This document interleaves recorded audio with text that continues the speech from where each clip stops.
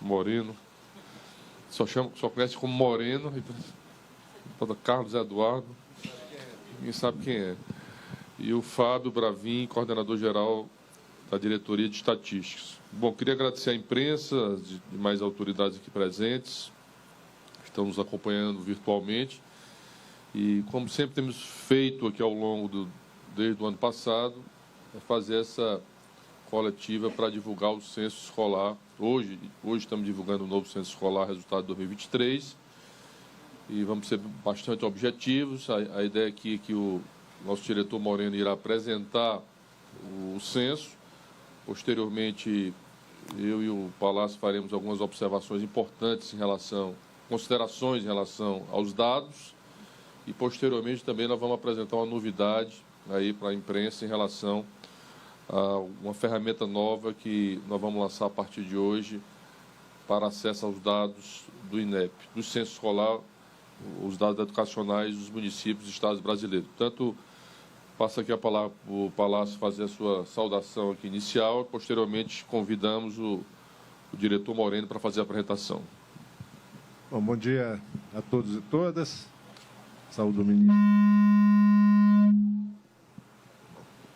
Saúde o ministro de Estado da Educação, Camilo Santana. Um abraço a todos os presentes. Um abraço aqui ao Moreno e à equipe de estatísticas do INEP. Não cabe adiantar o que nós veremos daqui a pouco.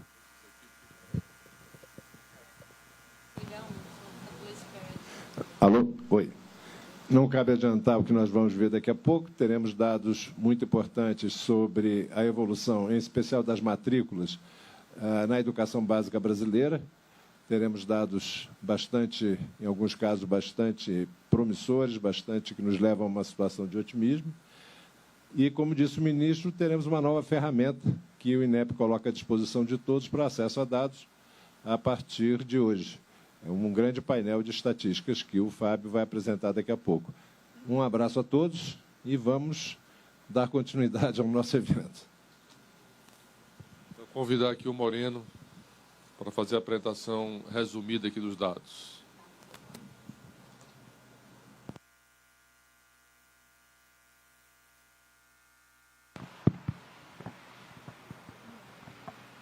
Bom dia a todos. Cumprimentar o ministro, Manuel Palácio, nosso presidente, né?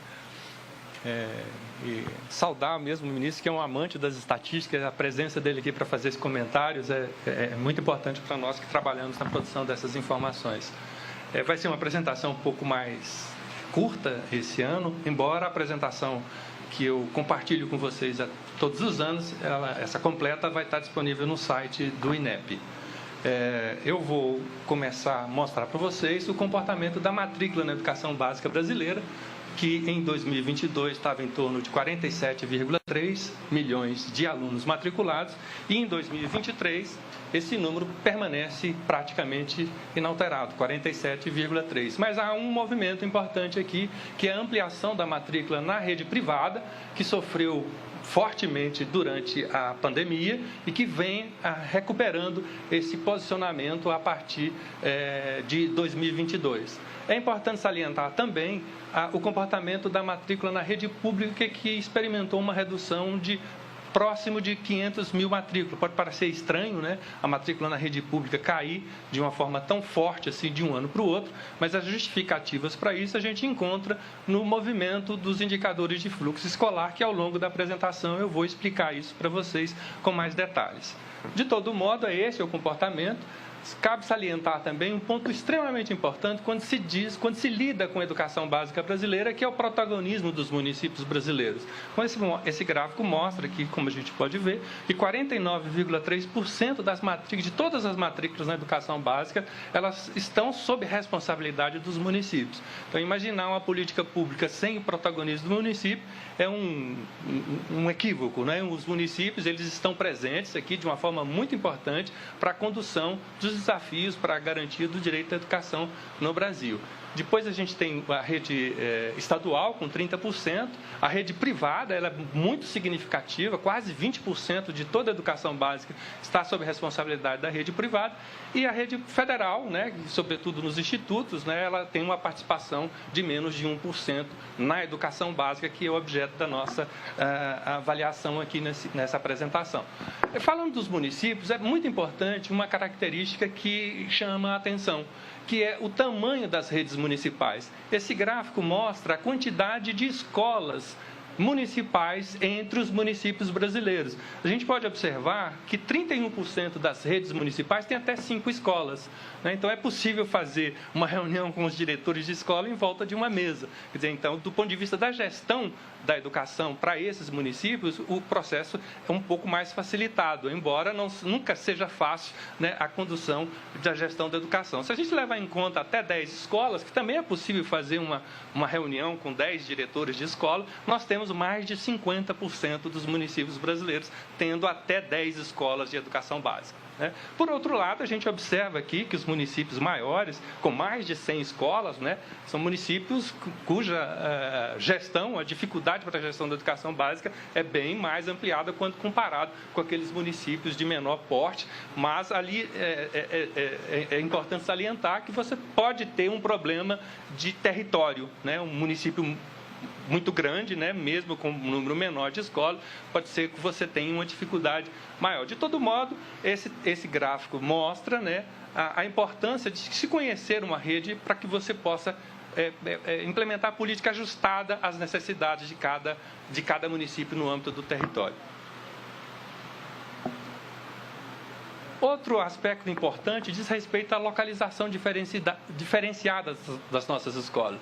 Eu trago aqui 3 informações. A primeira são escolas que oferecem educação indígena. Nós temos mais de 302 mil estudantes matriculados em escolas que oferecem educação indígena, assim distribuída no território, né? É muito importante, sobretudo nessa gestão, que nós temos políticas bem ajustadas para essas necessidades. Depois nós temos as comunidades remanescentes de Quilombo, mais de 278 mil estudantes matriculados. Também a gente consegue observar a sua distribuição no território. E, por fim, áreas de assentamento de reforma agrária, nós temos mais de 418 mil estudantes matriculados. O que mostra que nós temos uma diversidade de território e de populações que precisam ser atendidas nas políticas que nós desenhamos no Ministério da Educação, em articulação, naturalmente, com os estados e municípios. Lembrando que essas escolas ou são escolas estaduais ou escolas municipais. Daí a importância dessa articulação que eu menciono aqui em todo o território. E chegamos à creche. Esse é o comportamento da matrícula até 2022 de creche. Nós chegamos ali em 22 em 3,9 milhões de alunos matriculados em creche. Eu chamo a atenção para o movimento na época da pandemia. Então, essa foi uma etapa que mais sofreu durante a pandemia, com a queda bastante expressiva da matrícula em creche, em função da não contiguidade do processo nessa etapa de ensino. Então, depois da pandemia, a gente volta a crescer, e crescer de uma forma bastante expressiva, né? Nós ultrapassamos 4,1 milhões de alunos matriculados em creche. É um avanço bastante expressivo, observado em apenas um ano, né? Então, esse é um movimento. Eu faço alguns comentários aqui. De todo modo, eu acho que vale o destaque, né? Se a gente tem no PNE a necessidade ou a meta de alcançar 50% da coorte de 0 a 3 anos, nós estamos muito próximos disso. É possível, dependendo do comportamento da matrícula em creche em 2024, que é o último ano do horizonte do plano, é possível que a gente se aproxime da meta do PNE, dado esse crescimento observado aqui em 2023. Então, é uma expectativa que se mantém, né? É uma boa expectativa em função desse comportamento da matrícula em creche. Aqui é a pré-escola, esse é o mesmo movimento, a gente observa aqui um crescimento bastante expressivo em creche. lembrando, né, o movimento ruim que a gente observou na época da pandemia, e a gente volta a esse crescimento aqui. Se a gente levar em consideração os dados divulgados pelo IBGE no Censo Demográfico de 22, a gente tem uma muito boa expectativa de estarmos nos aproximando da universalização do atendimento de creche, né? Então, nós temos 5,3 milhões de alunos matriculados e, segundo o Censo Demográfico do IBGE, nós temos, para essa coorte aqui de 4 e 5 anos, cerca de 5,4 milhões. Ou seja, estamos nos aproximando da universalização de creche, que é uma notícia muito positiva, tendo em vista de pré-escola, foi o que eu disse.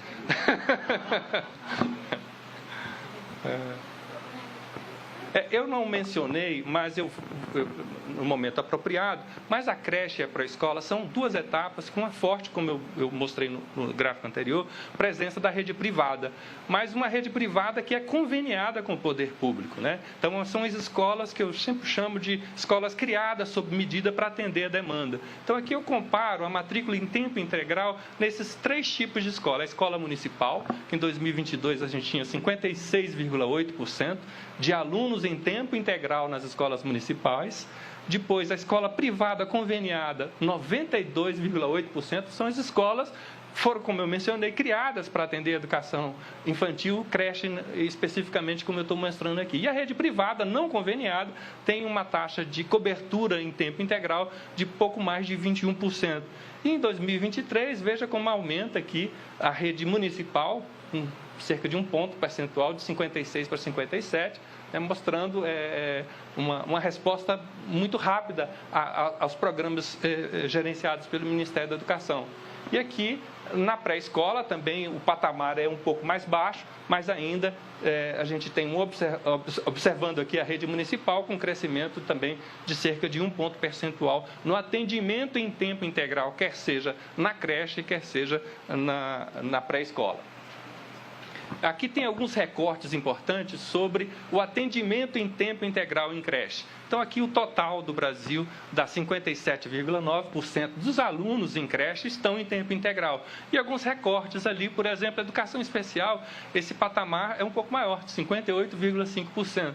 Na zona rural é 29,2%, ou seja, a educação em tempo integral ela é muito mais presente na zona urbana, né? Se a gente considerar as comunidades remanescentes de quilombo e a educação indígena, os percentuais são bem inferiores, como a gente pode observar por esse gráfico. O mesmo comportamento aqui na pré-escola. Esse gráfico vai estar disponível na apresentação, vocês vão poder fazer uma apreciação com mais calma para esses resultados. Aqui um ponto importante, que é os recursos disponíveis nas escolas de educação infantil, né? Então, eu vou mostrar aqui para vocês, né, a escola municipal. Vou pegar um item aqui, por exemplo, escolas que têm disponíveis materiais para atividades culturais e artísticas. 31,9% das escolas municipais têm à sua disposição, nas escolas de educação infantil, materiais para essa atividade. Se eu levo em consideração a escola conveniada, privada conveniada, esse percentual sobe para 57%. E, por fim, a escola privada não conveniada, o percentual é maior ainda. Ou seja, que mostra que as escolas municipais são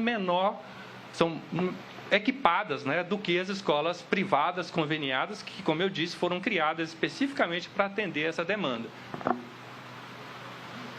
E aqui outro ponto importante, né, diz respeito ao perfil de oferta das escolas conveniadas, privadas conveniadas. Olha que interessante, 86% das escolas privadas conveniadas com o poder público de educação infantil, elas são exclusivas de educação infantil, ou seja, elas foram criadas para atender essa demanda. Por outro lado, a escola municipal, ela divide o atendimento entre a educação infantil e, olha só, e os anos iniciais do ensino fundamental. Ou seja, é uma estratégia adotada pelas redes de ensino, né, para enfrentar o desafio da oferta, né? Não necessariamente a melhor estratégia ou a única estratégia é a construção de escola. Você pode aproveitar a escola que atende essas crianças com até 10 anos de idade e fazer as adaptações necessárias né, para que você possa fazer o atendimento e ampliar a demanda necessária, considerando os desafios que nós temos descritos no PNE para a ampliação da oferta da educação infantil. E aqui ainda falando sobre a infraestrutura disponível entre as escolas de educação infantil, a gente vou comparar aqui, né, até pedido da professora Azaro, mostrando, por exemplo, vou escolher um item aqui, materiais para atividades artísticas, para as escolas de educação infantil. No total, 41% das escolas de educação infantil têm materiais para atividades artísticas. Nas escolas quilombolas, esse percentual cai para 12%. Nas escolas indígenas, o percentual é de 20%, mostrando, mais uma vez, que as escolas mais vulneráveis são aquelas que atendem as populações mais vulneráveis. É um problema, mas uma oportunidade para a construção de políticas para enfrentar essa situação, que é um dos objetivos do próprio censo escolar. E aqui...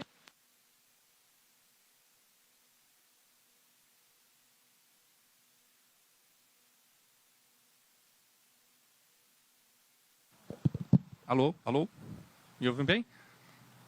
Seguindo aqui, um ponto importante, que é a distribuição de responsabilidades entre os entes federados. No caso da educação infantil, é predominantemente a responsabilidade dos municípios, mas cabe salientar que em alguns estados, a participação da rede privada ela é muito forte na educação infantil. Você pega aqui o Distrito Federal, por exemplo, você tem uma matrícula maior na rede privada, no Distrito Federal, do que na rede pública, né? E essa distribuição está aqui entre os estados da federação.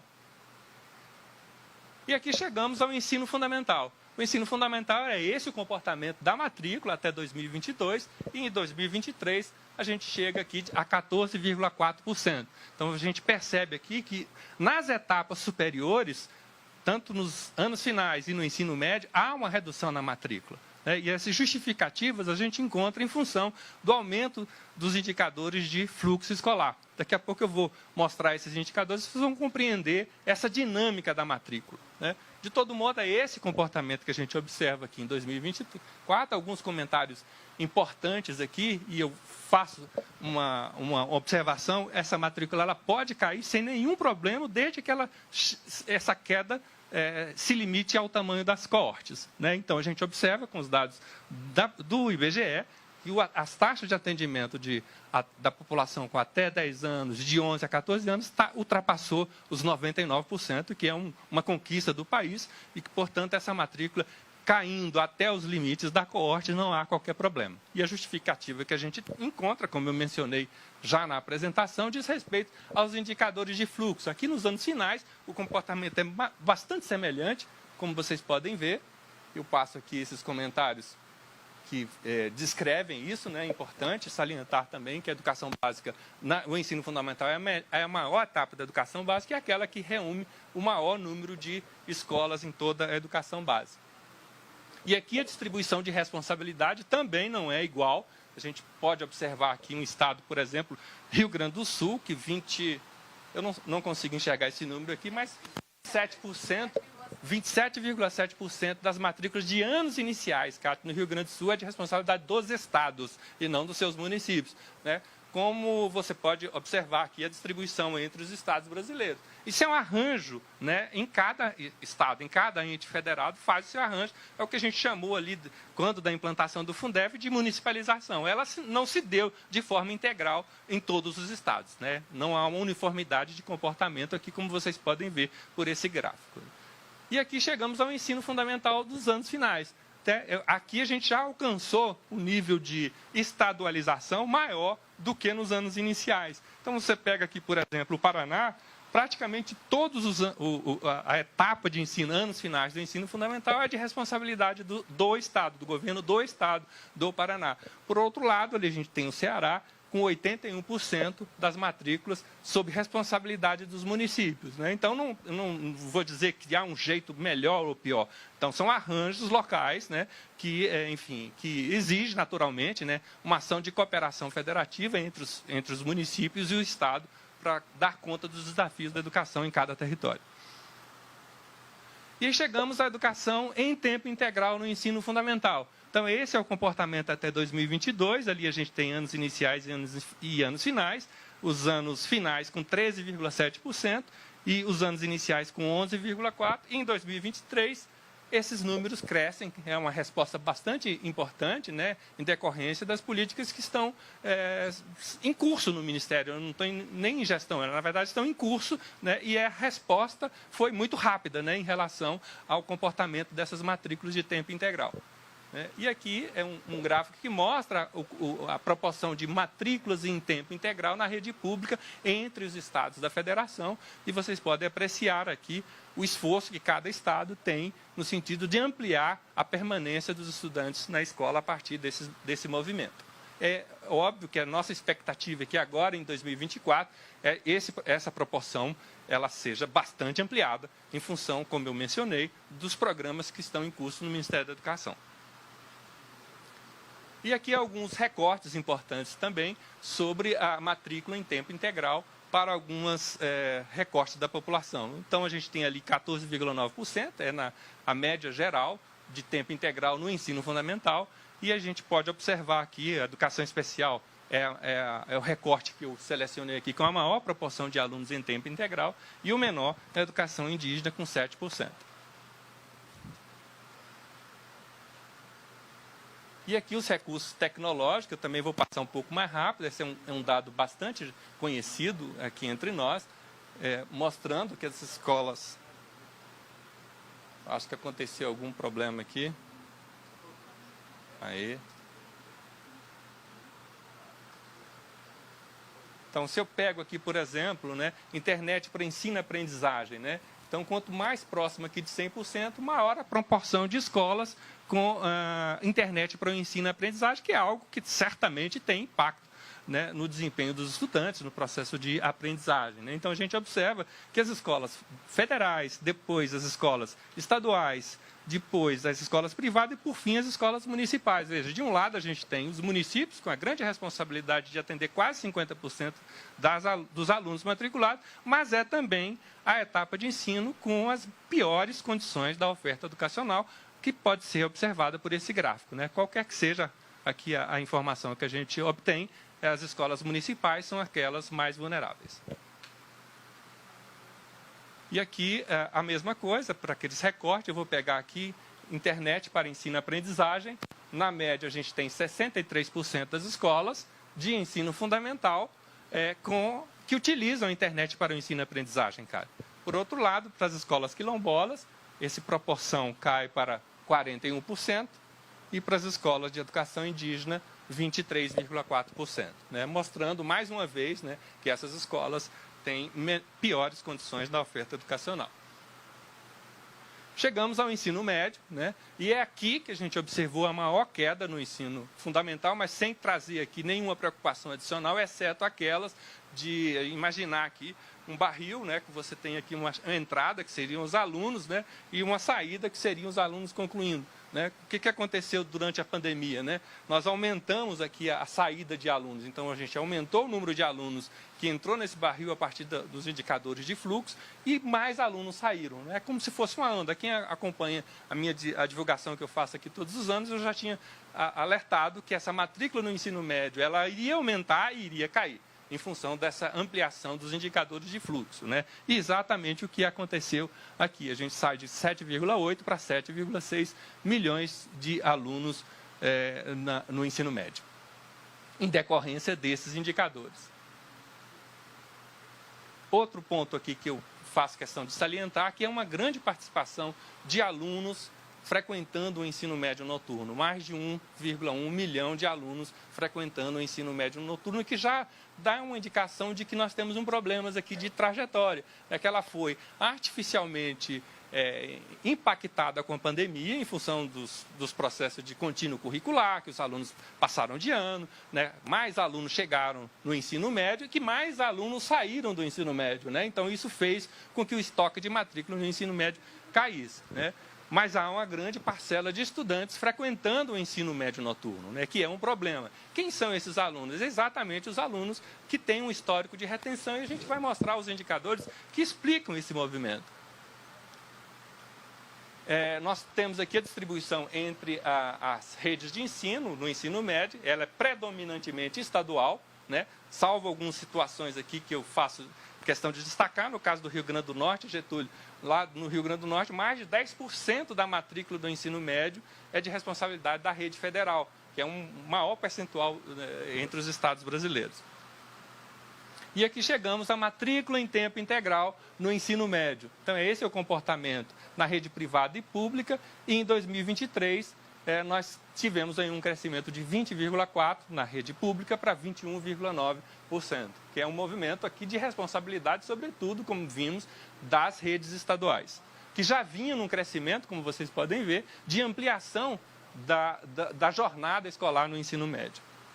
Essa aqui é a distribuição entre os estados brasileiros, né? Pernambuco liderando aqui, com mais de 66% dos alunos de ensino médio frequentando uma jornada de ao menos 7 horas de permanência em atividades escolares no ensino médio. E aqui alguns recortes também, mostrando aqui para vocês, né? De novo, aqui as escolas quilombolas e educação indígena, né, têm uma proporção menor de estudantes em tempo integral no ensino médio. E aqui os equipamentos, também é uma situação muito conhecida, né? Então as escolas têm essa distribuição, embora as escolas de ensino médio elas sejam melhor equipadas do que as escolas de anos finais, que por sua vez são melhores equipadas do que as escolas de anos iniciais de ensino fundamental. E aqui de novo as escolas, eu pego aqui por exemplo, internet para uso de ensino e aprendizagem, no total 81%, estou apanhando aqui. As escolas quilombola e, por fim, as escolas indígenas, mais uma vez reforçando os achados da pesquisa de que elas são escolas menos equipadas, mesmo no ensino médio, né? E aqui um ponto importante, que esse não é um dado do censo escolar, mas um censo da demografia, do IBGE. Então, nós temos 68 milhões de pessoas com 18 anos ou mais que não frequentam escola e que não têm educação básica concluída. Então, esse é um público potencial para aquilo que a gente chama de educação de jovens e adultos. Quase 70 milhões de brasileiros não têm uma educação básica concluída, tendo 18 anos ou mais sem estar frequentando a escola, né? Então, essa é a expectativa de atendimento da EJA. E quando a gente olha a matrícula na EJA, através desse gráfico, a gente vê a confirmação de uma tendência de queda na matrícula na EJA, né? Então, aqui nós temos um problema. Se de um lado nós temos uma demanda potencial bastante expressiva, ao mesmo tempo nós temos uma queda consistente na matrícula da educação de jovens e adultos. Mais uma vez, é um problema, mas uma oportunidade, né, de articulação entre as redes de ensino e o Ministério da Educação, no sentido de acolher essa população extremamente expressiva e candidata à educação de jovens e adultos. Esse comportamento ele se dá tanto no ensino fundamental e no ensino médio, e aqui é só para a gente ter certeza de que a responsabilidade para o atendimento da EJA de anos iniciais a responsabilidade é dos municípios e do ensino médio dos estados, em sintonia com as outras etapas, como vimos na educação básica regular. E aqui os recortes, a gente observa aqui a matrícula de EJA por alguns recortes que eu mencionei. Então, a gente observa aqui, olha, que é uma etapa predominantemente frequentada por pretos e pardos, né? Evidenciando aqui uma trajetória de fracasso escolar que está sendo atendida aqui pela educação, pela EJA, né? Isso aqui no ensino fundamental e no ensino médio. O comportamento é bastante semelhante. Cabe destacar aqui, por exemplo, que a EJA, ensino médio, ela é uma etapa predominantemente urbana. Então, ela não chega de forma mais agressiva na zona rural. E aqui é um outro achado, esse aqui é a distribuição da matrícula na EJA, também já é uma informação que eu sempre trago aqui para vocês, evidenciando que nos anos iniciais do ensino fundamental, nós atendemos uma população bastante adulta, né, com idade acima de 30 anos. Nos anos finais e no ensino médio, o que prevalece na EJA são os jovens, né, mostrando essa imbricação entre o ensino regular e a EJA, né, em decorrência dessa trajetória de fracasso, né, eu vou mostrar aqui nesse gráfico a seguir, né, os indicadores que descrevem esse fenômeno com precisão. Então, essa aqui é a taxa de promoção do ensino regular. Então, a gente tem as taxas de promoção assim, bastante elevadas, acima de 94%, mas nós temos aqui a repetência importante aqui em todas as etapas, e tem um indicador novo que a gente chama de migração para a EJA, que é exatamente esse fenômeno de saída do estudante com o histórico de retenção do ensino regular e indo para a EJA.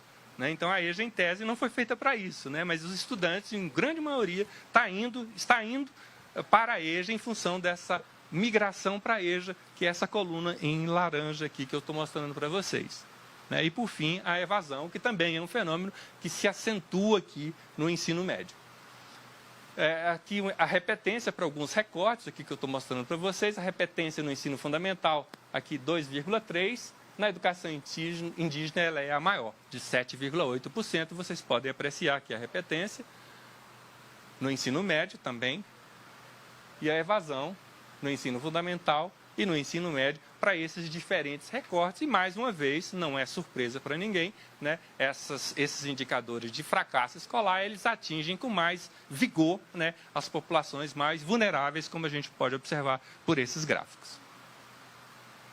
E aqui a educação especial, que é um movimento que ele é ratificado pelas estatísticas, há um processo de inclusão desses estudantes, quer seja na educação infantil, no ensino fundamental e no ensino médio, que é um movimento que não tem mais retorno. Os estudantes hoje estão integrados na escola regular.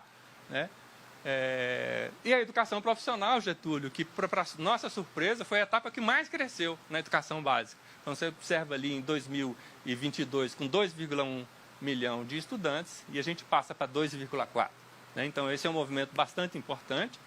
Eu mostro aqui para vocês. E o destaque para o ensino médio subsequente, que é a grande etapa com o maior número de alunos, 44% dos estudantes. E aqui a distribuição entre os eixos, né? Então, há uma certa concentração aqui em dois eixos, com 51% dos alunos em gestão e negócios, ambiente e saúde, que são as duas eixos, né, de tecnológico que concentram a maior quantidade de estudantes. E aqui chegando a um ponto muito importante, e é uma estatística que eu vou mostrar para vocês, que ela teve forte influência pelas condicionalidades do VAR, do Fundeb, que é exatamente a forma de ingresso do diretor na carreira. Então, essa aqui é a distribuição dos diretores e a forma de ingresso. O que acontecia aqui até o ano passado? Tá? Então, prevalecia o acesso à carreira exclusivamente por indicação. Né? E agora, em 2023, que eu vou mostrar aqui do lado, esse percentual de 66% cai para 45%. O que aumentou?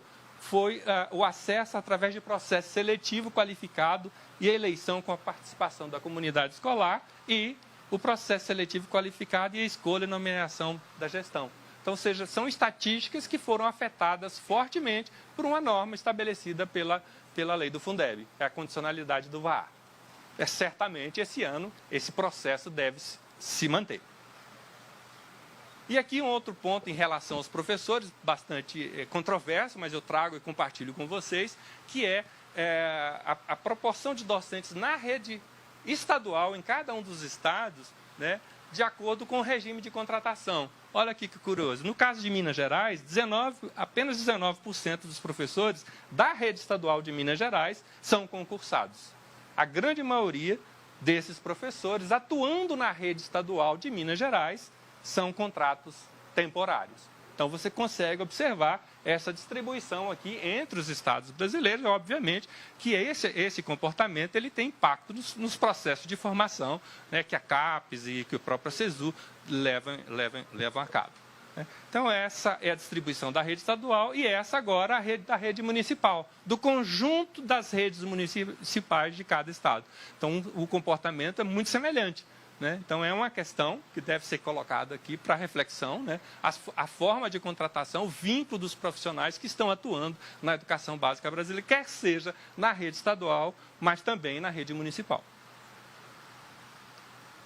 E aqui é aquele movimento que eu mencionei para vocês, que diz respeito às taxas de fluxo escolar, que tem impacto na distribuição da matrícula. Então, esse é o comportamento das taxas de aprovação até o ano que antecede a pandemia, 2019. O que a gente observa? Um aumento forte aqui nas taxas de aprovação em 20, que é o primeiro ano da pandemia, e o que a gente observa aqui ao longo dos anos é que nós estamos retornando aos patamares pré-pandemia. Então, essa não é uma notícia que eu gostaria de estar dando aqui, eu gostaria que essas taxas estivessem lá elevadas, mas a gente sabe que elas foram elevadas em função do atendimento dos dispositivos, inclusive propostos pelo CNE, chamado de currículo contínuo. Esses patamares estão voltando e, infelizmente, o que a gente vai acontecer com a matrícula? Ela vai aumentar por retenção, que é esse o comportamento que a gente está vislumbrando com esse comportamento das matrículas aqui. Esse aqui é o que a gente chama de taxa de insucesso entre as etapas de ensino. Então, a gente tem 3 momentos. Isso aqui, pessoal, é um comportamento pré-pandemia. Então, nós temos ali o 3º ano, o 6º ano e a primeira série do ensino médio, são os picos de retenção. Com a melhoria dos indicadores de fluxo, olha o que acontece. Em 20, esses patamares, esses níveis caem lá para o piso, e o que a gente observa agora é um retorno gradual desses indicadores. Eu gostaria muito, como mencionei, que esses indicadores permanecessem em níveis elevados, mas eles estão retornando aos níveis pré-pandemia. A gente consegue ver isso através do mapa da federação. Então, essa aqui é a taxa de aprovação em 2019 para os anos iniciais do ensino fundamental. Então, quanto mais verde, maior a taxa de aprovação. O que acontece? No primeiro ano da pandemia, o Brasil fica verdinho, porque aumentaram as taxas de aprovação. E o que a gente observa agora é um movimento de retorno. Então, esse é um movimento de retorno. De 22 está muito próximo à situação de 19.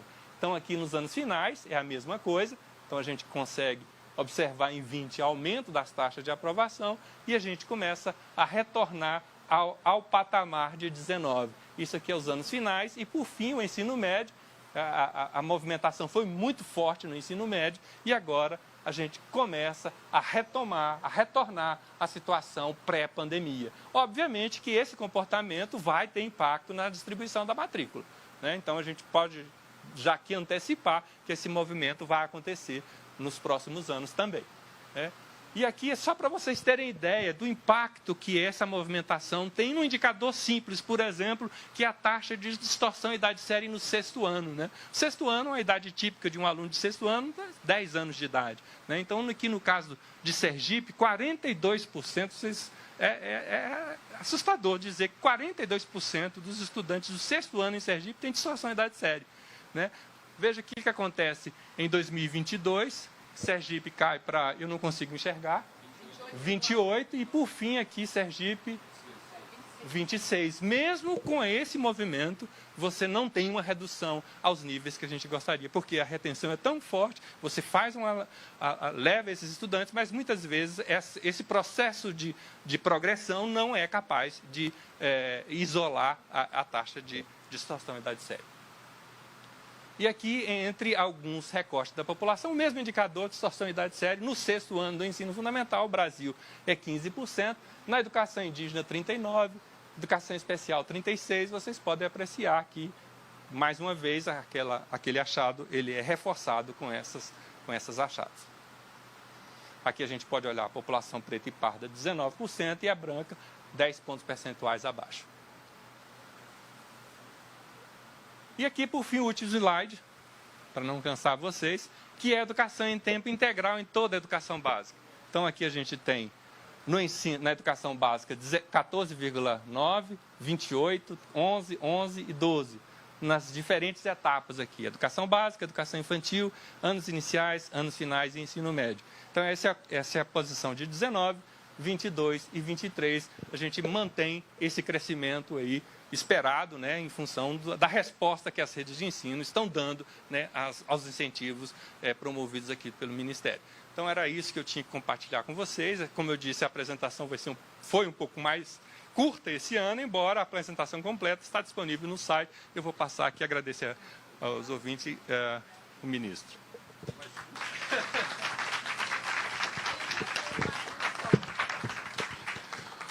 O Moreno ele foi mais curto, ele botou, em vez de uma lâmina, ele botou 2 apresentações em cada lâmina, aí por isso que foi mais curto. Bom, primeiro parabenizar aí o Moreno, toda a equipe do INEP pela apresentação. Eu sempre reitero que qualquer ação e qualquer política pública, principalmente na educação, precisa ser baseada a partir de dados, de números, com planejamento. Portanto, eu sempre digo que o INEP é o coração do MEC do ponto de vista para que possamos planejar as ações, identificar os desafios e planejar as ações para o futuro. Eu quero apenas destacar, primeiro, além de parabenizar o INEP, primeiro dizer das novidades esse ano no censo, principalmente destacando a questão das desigualdades, né, tentando identificar, e vocês puderam observar, quando se trata de escolas indígenas, ou escolas quilombolas, ou questões de raça, enfim, a gente vê a desigualdade que existe no Brasil, por isso que o Ministério tem colocado algumas políticas focadas, por exemplo, o Pai Equidade, ele foi criado no ano passado exatamente para focar na redução das desigualdades escolares no Brasil, exatamente por conta dessas questões que nós podemos identificar desses dados. Então, nós estamos falando de uma rede de mais de 47 milhões de matrículas na educação básica, onde o próprio Moreno colocou mais de 80% está na pública. Por isso que qualquer política pública criada ou coordenada pelo MEC tem que ter na ponta os municípios e estados integrados, o regime de colaboração. Por isso, queremos insistir aqui na importância da aprovação do Sistema Nacional de Educação pelo Congresso Nacional, para que possamos definir o papel de cada ente federado nessa integração federativa. Dizer que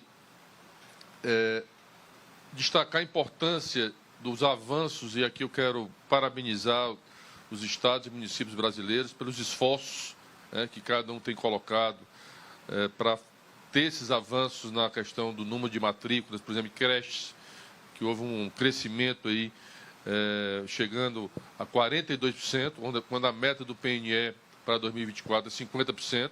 Então, nós tivemos um significativo aumento nesses últimos anos em relação a esse dado. Portanto, eu acho que é um dado importante. A pré-escola, como o Moreno já colocou, nós estamos em vias de universalizar. Quero aqui destacar uma coisa importante, que e aliás, também focado na questão da universalização, aliás, do cumprimento dos 0 a 3 anos de creches. O governo retomou todas as obras paralisadas com um programa, com a lei aprovada no Congresso, e só em creches são mais de 1.200 creches, e também incluiu também no novo PAC, também pela primeira vez, obras da educação básica. Portanto, a nossa meta é que a gente possa, com essas novas creches, estimular os municípios e a gente poder garantir, cumprir a meta dos 50% no mais rápido, curto prazo.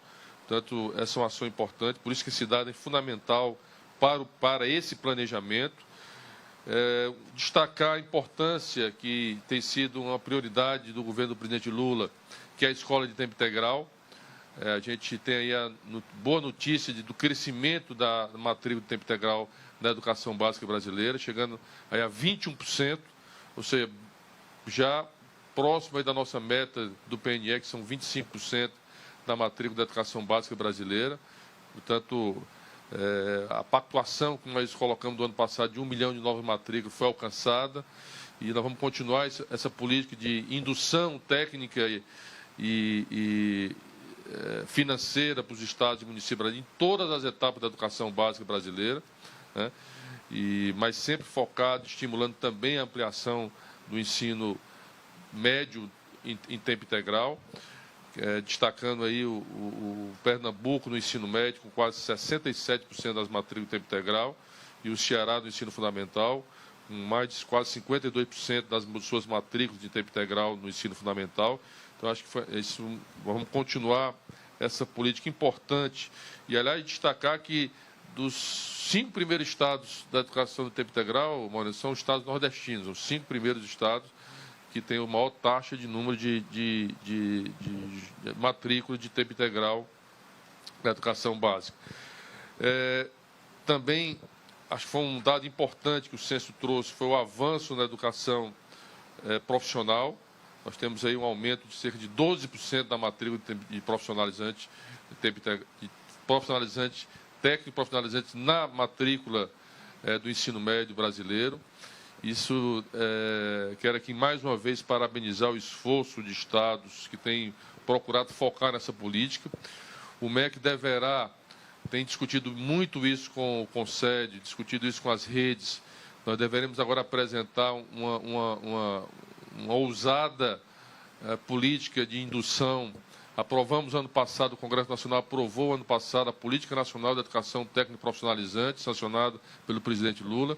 Nós deveremos apresentar, nas próximas semanas, uma política ousada para a indução da ampliação da matrícula de técnico e profissionalizante no ensino médio brasileiro, concomitante, integrada ao ensino médio. A gente viu que o aumento que ocorreu do ensino técnico profissionalizante se deu posterior, ou seja, o aluno termina o ensino médio e vai fazer o ensino técnico.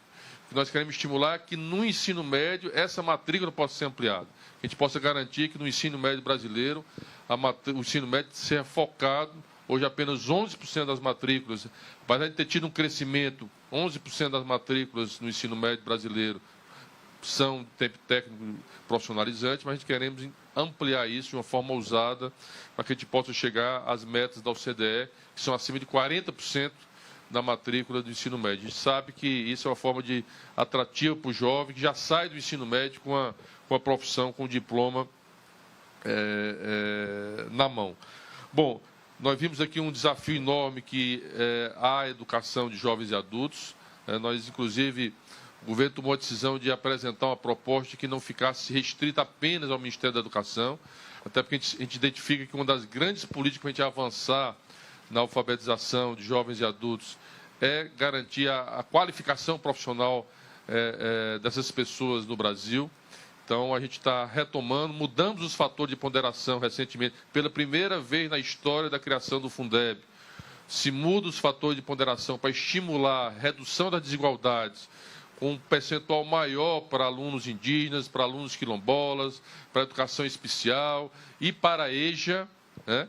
Um aumento significativo de 25% do fator de ponderação, para que a gente possa estimular que estados e municípios retomem as matrículas da educação de jovens e adultos no Brasil. E também vamos apresentar em breve também essa política. Estamos trabalhando, inclusive, com outros ministérios, o Ministério do Trabalho, que tem um papel importante nisso, é a qualificação desses profissionais, né, dentro da educação de jovens e adultos no Brasil. Então, é um desafio enorme essa questão, pelos números que o próprio Moreno colocou. 70 milhões de brasileiros não concluíram a educação básica nesse país, portanto, é um desafio enorme. Então, o MEC tem trabalhado, e eu quero sempre destacar isso, primeiro de reverter essa trajetória. Quando a gente lança o programa de alfabetização na idade certa, exatamente para diminuir a distorção em idade série, como o Moreno já colocou, reduzir a evasão, reduzir o abandono, reduzir esse insucesso na trajetória da educação básica, estancar no início, que são os anos iniciais do ensino básico, para que não aconteça esse sucesso na trajetória educacional das crianças e jovens brasileiras. Depois, garantir escola tempo integral. A ampliação da escola tempo integral, porque tem mostrado que é a escola que garante a permanência do jovem, a atratividade do jovem, da criança na escola, e o Brasil tem mostrado, aumentado essa política importante, que inclusive o MEC está disponibilizando algo em torno de 4 bilhões de reais por ano para induzir essa matrícula de tempo integral nos estados e municípios brasileiros. E a questão que vocês puderam ver, que é da evasão. A gente viu aí, apesar da gente está reduzindo a evasão, mas a gente mostra aí o ensino médio como campeão de abandono, de reprovação, de evasão dos nossos jovens nas escolas. O que nós estamos querendo dizer é que nós não queremos deixar ninguém para trás. É exatamente garantir que a gente possa reverter essa tendência do jovem ter que precisar ir para o EJA, para a EJA, lá na frente. Então, garantir, e a poupança, o pé de meia, vem exatamente como uma política para auxiliar. É a escola tempo integral, uma escola atrativa, uma escola que garanta a permanência do jovem, uma escola conectada. Por isso a política da INEC, que é a Estratégia Nacional da Escola Conectada, da INEC. E agora esse apoio financeiro para o jovem para permanecer, porque muitas vezes não é uma opção, não é uma escolha que ele faz, é uma necessidade para que a gente possa garantir a permanência desse jovem. E nós estamos trabalhando agora para partir desse mês de março, iniciar esse trabalho. Lembrando que um outro ponto importante que foi apresentado, que eu quero destacar, foi o problema da escolha dos diretores, o efeito que o VAR teve do Fundeb, porque se tem um fator importante na melhoria da qualidade da aprendizagem e dos resultados da educação, é a gestão escolar. E a gestão escolar depende muito do diretor de escola. Então, vocês puderam ver o aumento da escolha dos diretores por questões técnicas, por seleção, né? Para isso, nós sabemos o efeito que tem isso no resultado da qualidade da educação lá na frente. Então, o VAR mostrou que esse indicador teve um efeito importante nesse último ano em relação a essa ação nas escolas brasileiras. E outro ponto também que destacar, que merece aí uma avaliação mais profunda por conta das redes, tanto estaduais como municipais, é o percentual de professores que são concursados ou não nas redes públicas do país. Então, é um ponto que nós precisamos aprofundar da aprendizagem ou do resultado da educação nas escolas brasileiras. Bom, eu queria dizer que o Fábio vai apresentar aqui agora, eu fiz questão de fazer esses destaques que eu coloquei, mas a gente vai apresentar aqui um novo painel estatístico da educação básica brasileira, que vai dar mais transparência, acessibilidade, acesso às pessoas. Todo cidadão vai poder ter a oportunidade de ter acesso a esses dados, fazer filtros, permitir que ele possa ter dados específicos na área que ele quiser, seja nas escolas indígenas, ou quilombolas, ou escola de assentamento, ou no ensino fundamental. Ele vai poder filtrar, fazer, trabalhar, permitindo essa visão, desde a visão geral até a visão específica do município ou da escola a qual ele quer ter essa informação. Então, é um mecanismo que eu considero de transparência e de controle social, que atende aí, repito, a diferentes públicos, desde a sociedade, o cidadão que puder querer ter acesso à informação, a imprensa que quer ter acesso à informação, ela vai lá direto nessa plataforma e vai poder ter a informação em tempo real do que ela desejar. Aos gestores que são importantes, aos pesquisadores que querem fazer pesquisa em relação aos estudos da educação básica. Portanto, ela cria também a possibilidade de comparar as redes, você saber como é que estão os estados, diferentes municípios, diferentes regiões. Portanto, eu considero que é uma ferramenta que hoje nós estamos lançando a partir de hoje, que é um novo painel de estatística do INEP em relação aos dados da educação básica brasileira. Então, passo a palavra aqui para o Fábio, para que ele faça a apresentação, e a partir de hoje estará disponível já no site do INEP para que qualquer cidadão brasileiro possa ter acesso, repito. Isso significa controle social e transparência nos dados da educação pública brasileira. Com a palavra, o Fábio.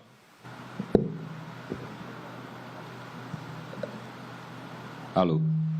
Bom dia a todos. Bom dia, ministro. Bom dia, presidente Manuel Palácio. Obrigado aí pela oportunidade da gente estar mostrando aqui na apresentação, onde os dados ganham uma conotação importante, a gente também poder apresentar o esforço que o INEP está fazendo para poder melhorar o acesso às estatísticas educacionais.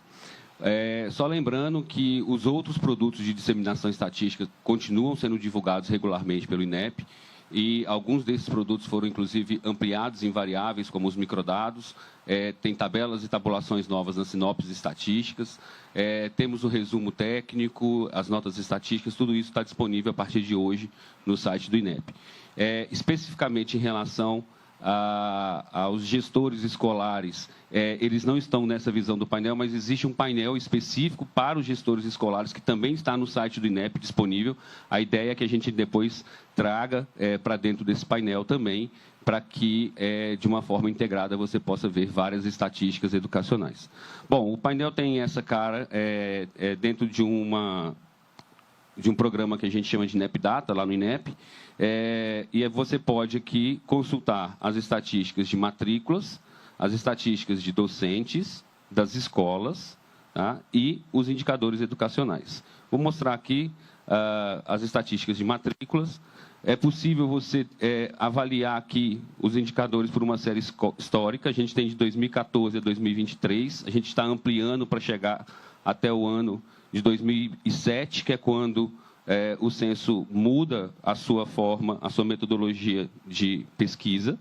Então, eu posso aqui selecionar e ver gráficos, né, que são dinâmicos em relação à sua seleção. Também a gente pode ver, em relação à educação básica, eu posso escolher as etapas de ensino. Então, eu posso escolher as etapas das modalidades regulares, dos anos iniciais e finais. A internet não está colaborando muito aqui, mas, enfim, está tudo funcionando, vai entrar no ar hoje, tudo certinho. Então, está aqui, você pode escolher só as etapas do ensino regular, por exemplo, né? Então, a gente já tem aqui uma mudança em relação ao valor total que se observa nos gráficos. E temos também seleções de filtros em que é possível você olhar essas informações por sexo, por exemplo, por raça, as informações da educação especial, da educação indígena, da educação quilombola. Você pode selecionar aqui no conjunto de filtros e ter o comportamento que você avalia. Dentro das matrículas, a gente tem algumas visões. Essa aqui é a visão geral. A gente tem também aqui visões para características sociodemográficas, como, por exemplo, a matrícula por faixa etária e sexo. Tá? E, de novo, eu posso olhar essa visão aqui por características, por exemplo, se eu quiser olhar isso na educação profissional, por exemplo, eu vou ter a informação para a educação profissional, como é a distribuição de idade e sexo na educação profissional da educação básica. Okay? Bom, a gente tem uma visão ainda na matrícula. Deixa eu a matrícula aqui. A gente ainda tem uma visão também para educação especial, tá? As matrículas da educação especial, e temos também um comportamento de variação dos indicadores que é possível você observar para a faixa etária, para o período que você selecione. Como é que se deu a variação, por exemplo, no último ano. Tá? É possível você acompanhar, essa variação. Bom, saindo do Brasil, é possível você chegar no nível do município. Tá? Se eu quiser pegar um município aqui específico. Opa. O município de Salgueiro, que fica em Pernambuco. Vamos ver aqui.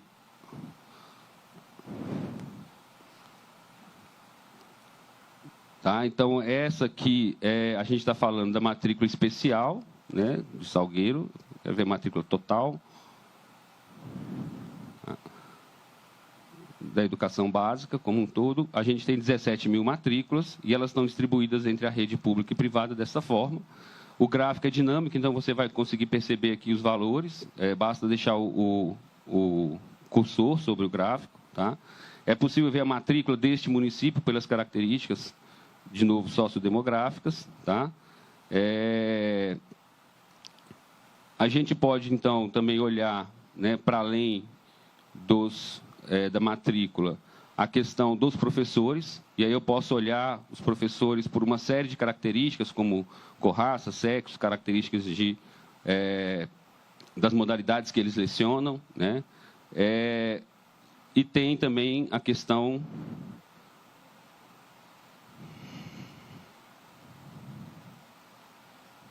da escolaridade dos docentes, tá? E a forma de contratação dos docentes também estão aqui dispostas. Várias dessas estatísticas o Moreno apresentou, né? Aqui informado. Eu posso olhar, por exemplo, os professores que têm, por exemplo, superior de licenciatura, né? Enfim. Tá? Voltando aqui para a parte das escolas, a gente vai ter visões aí por dependências físicas que estão presentes na escola. Eu posso olhar o total de escolas, posso olhar as escolas em comunidades quilombolas, as escolas localizadas em zona urbana, as escolas localizadas em zona rural, escolas com alunos que atendem alunos da educação especial e escolas que ofertam educação indígena. Tá? Ainda temos aqui um painel dos indicadores, né? Então, alguns indicadores, como o Moreno colocou, por exemplo, as taxas de rendimento escolar, aprovação, reprovação, abandono e não resposta, elas estão expostas aqui. Tá? Então, eu posso olhar só a taxa de abandono, se eu quiser olhar a taxa de abandono de uma determinada etapa específica, tá? Eu posso fazer uma seleção aqui e olhar a taxa daquela etapa específica. Tá? A gente está atualizando os indicadores, né? Então eu tenho a possibilidade de olhar essa taxa nas classes comuns, né? Que não consideram aqui as classes exclusivas de alunos com deficiência, e posso fazer essa mesma taxa incluindo essas escolas também, ok? E aí a gente vai ter aqui os indicadores, outros indicadores, como a questão do tempo integral, o indicador que o Moreno mostrou ali, como a distorção idade-série, também está presente aqui. Indicadores de remuneração docente. Tá? E a gente pode ver no indicador de adequação da formação docente, a adequação da formação docente por disciplina. Então, se eu quiser ver a adequação dos professores de ciências. Tá? A gente tem o indicador, ele tem 5 grupos. O grupo 1 é o grupo que tem a licenciatura em ciências, né, para lecionar disciplina em ciências. E a gente vê o percentual no Brasil de adequação, ou seja, 75,9% das disciplinas de ciência estão sendo ministradas por professores com a qualificação. Isso nos anos iniciais, tá? Se a gente quiser olhar o Brasil como um todo, se quiser olhar o indicador, ele é separado pelas etapas de ensino, né? A gente não... Então, se eu quiser olhar usando o ensino fundamental como um todo, esse valor é diferente.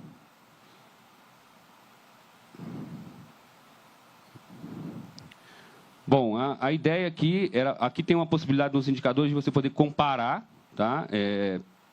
Você poder comparar, por exemplo, o município que você escolhe com outro município ou com o geral do seu estado, um estado com o outro. Então, você pode selecionar o desempenho em um determinado indicador de distorção idade-série entre estados diferentes. Eu não vou me alongar, ministro. Então, a ideia aqui era a gente poder mostrar o painel, dizer que é uma inovação que o INEP está trazendo no sentido de facilitar o acesso às estatísticas que o INEP produz, aos resultados das pesquisas que o INEP disponibiliza.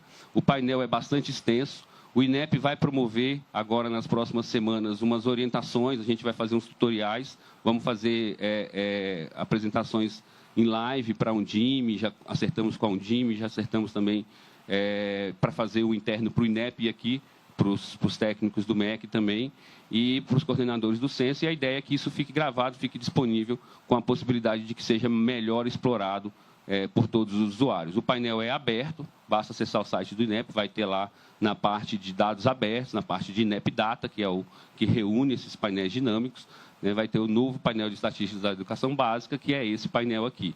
E junto desse tem um painel de gestores, né, que eu não pude mostrar, mas depois ele vai vir para aqui dentro, mas ele já está atualizado também, que é o painel que já tinha, os gestores já era um painel que já era divulgado, tá?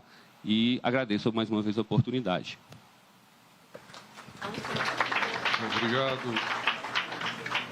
Obrigado, Fábio.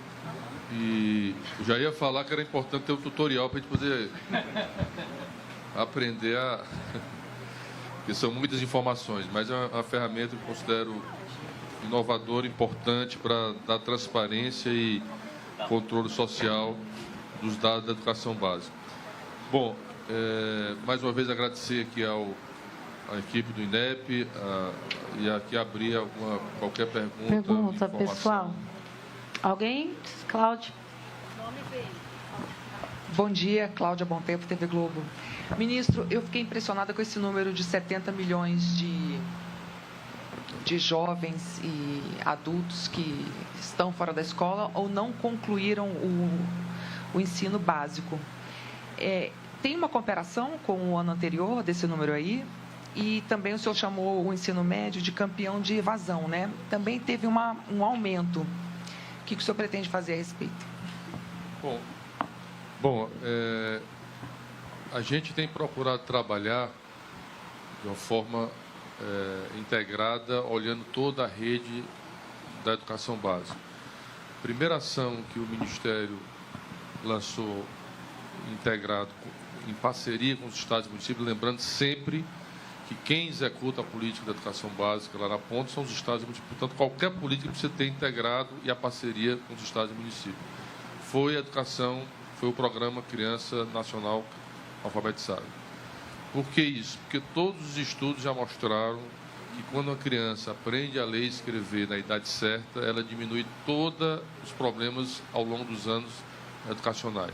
Diminui a distorção em idade série, diminui o abandono, diminui a evasão, diminui a reprovação, que é o que nós queremos, estancar esse processo de que a criança ou o jovem abandone a escola e vire um cliente da EJA. Né? Então, exatamente, ou um cliente dos 70 milhões de brasileiros que não concluíram o ensino médio. Ou seja, nós não queremos perder, que o Brasil não perca mais essas crianças e esses jovens.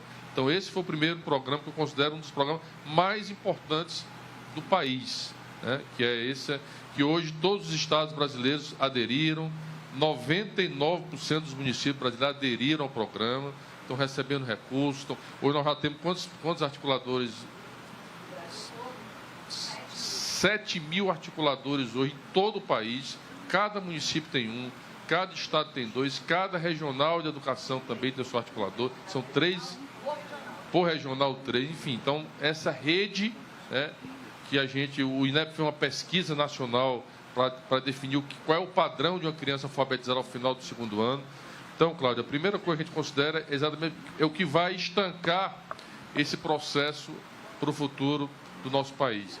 Depois, repito, ampliar a escola de tempo integral. Também todos os estudos e evidências já mostraram que uma escola de tempo integral, que amplie o projeto de vida do aluno, que tem apoio psicológico, que tem apoio na área esportiva, que tem a crescente na questão curricular desse jovem, é uma escola que diminui a evasão, diminui o abandono, garante a permanência do jovem, exatamente evita que esse jovem saia da escola. E a terceira ação importante que a gente está fazendo agora é, por conta exatamente de focar, por olhar exatamente os dados do ensino médio, como eu falei na última apresentação que nós mostramos, o último dado caiu um pouco agora, mas o último dado é que 450 mil jovens no Brasil por ano abandonam ou saem da escola, né, por conta no ensino médio brasileiro. Nós estamos falando de quase 1 milhão de jovens. Portanto, a poupança, o programa Pé de Meia, vem para apoiar, dar um auxílio para que esses jovens permaneçam na escola. Ele vai receber um auxílio mensal, vai receber uma poupança no final do ano que será depositada na sua conta, que só vai poder sacar ao final da conclusão do ensino médio. Portanto, é mais uma política de apoio a esse jovem para garantir que ele permaneça na escola, tem as condicionalidades que são frequência e aprovação, então também faz parte desse desenho. E em relação aos 70 milhões de brasileiros, primeiro nós estamos construindo com as redes, tanto municipais como estaduais, envolvendo outros setores do governo, outras áreas do governo. Mudamos o fator de ponderação do Fundeb, aumentamos o fator aluno da EJA em 25%, para estimular exatamente lá na ponta que o Estado, o município, matricule, faça essa busca ativa, matricule esse jovem. Nós vamos ter agora também, com o efeito da poupança do Pé de Meia, nós vamos ter um efeito que vai ser o retorno de jovens à sala de aula. Não tenho dúvida que será um efeito, Moreno, por conta desse apoio. Jovens, porque isso aconteceu em Alagoas, jovens que tinham saído da escola voltaram para a escola, para a sala de aula. Então, são algumas ações, claro, que a gente tem procurado fazer, primeiro, para estancar e evitar que isso aconteça, né, no futuro. E temos aí um passivo que nós precisamos resolver e que nós vamos apresentar em breve uma política mais integrada para que a gente possa garantir, e a nossa ideia é que envolva principalmente os adultos na EJA com a qualificação profissional, que é uma forma de você atrair a pessoa para concluir os estudos, se alfabetizar e garantir aí uma profissão para garantir um sustento no mercado de trabalho. Oi. Oi, nossa, gritei. Bom dia, ministro. Bom dia, presidente. Eu queria que o senhor comentasse um pouquinho sobre esse aumento na educação profissional, que foi um aumento bastante expressivo, mas nesse primeiro ano de gestão, o governo elegeu algumas outras prioridades, né, como a educação integral, a alfabetização, e a educação profissional não esteve muito nesse foco. Então, queria saber a que o senhor atribui esse aumento tão expressivo.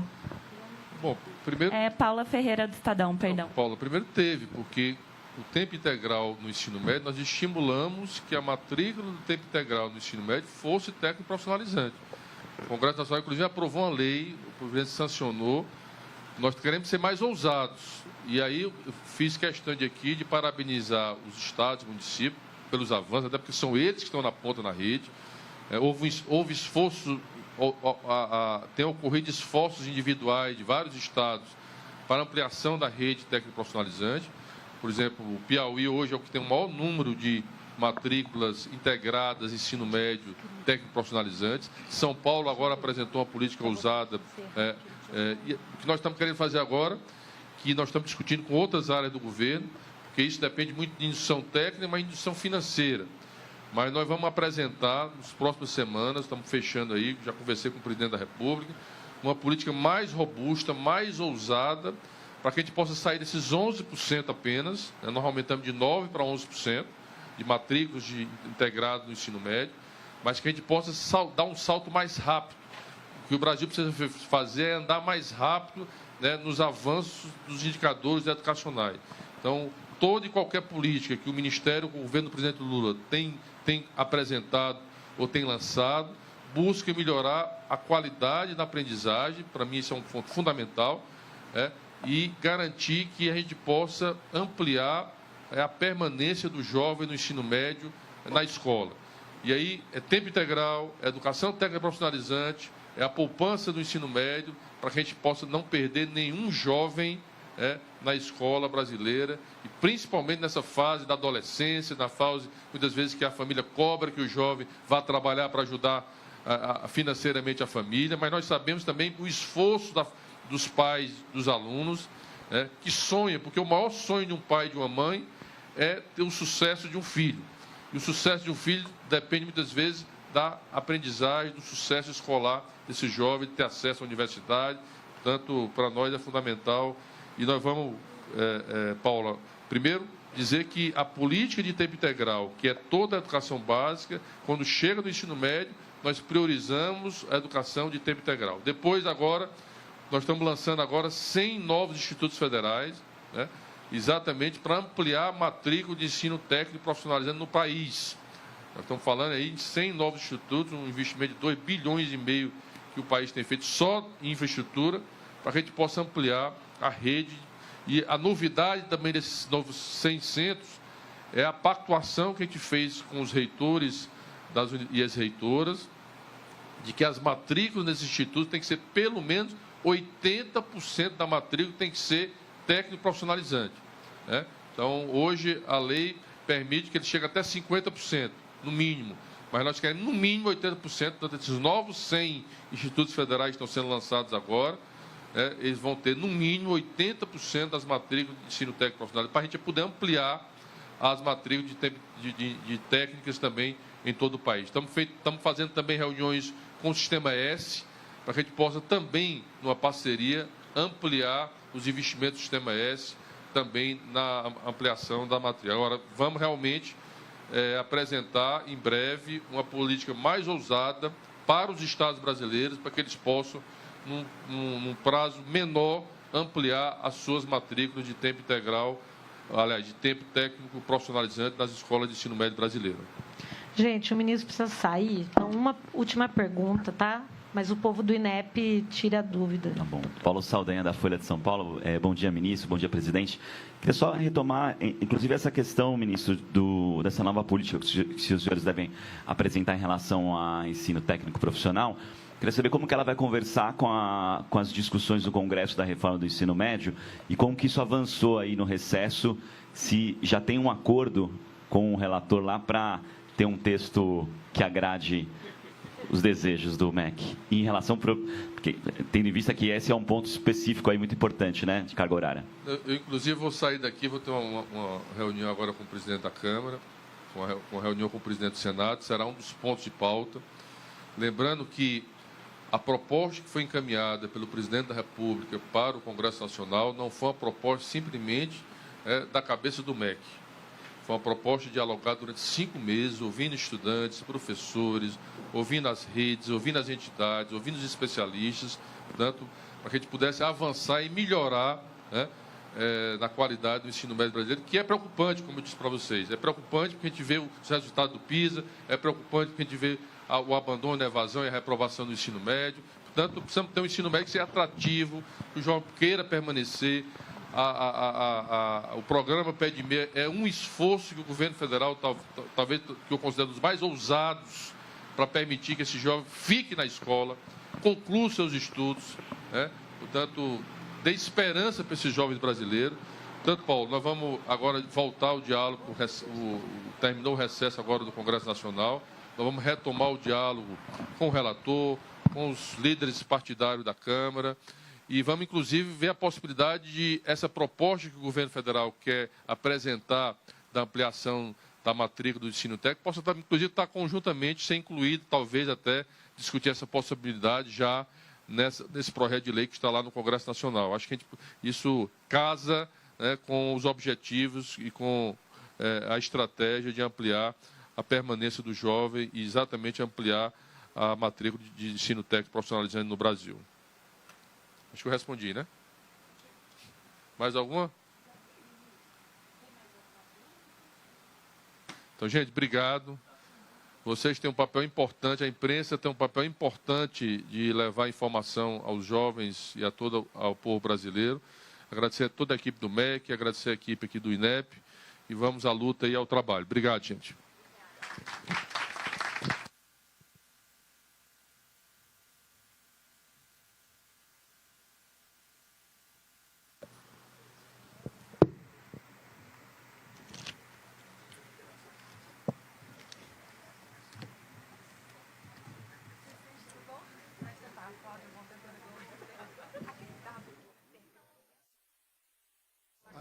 Não. Carol, pode falar? É pra ir? Não? Agora?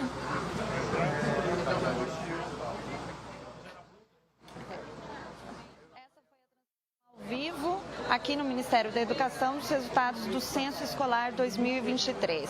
A cobertura completa sobre esse assunto você confere durante a nossa programação. Tchau e até mais.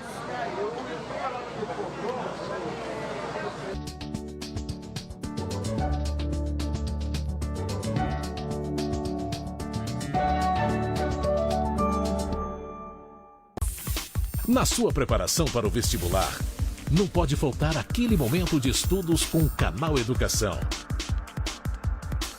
Matemática, português, história, conteúdos de todas as disciplinas e dicas importantes para você mandar bem nas provas.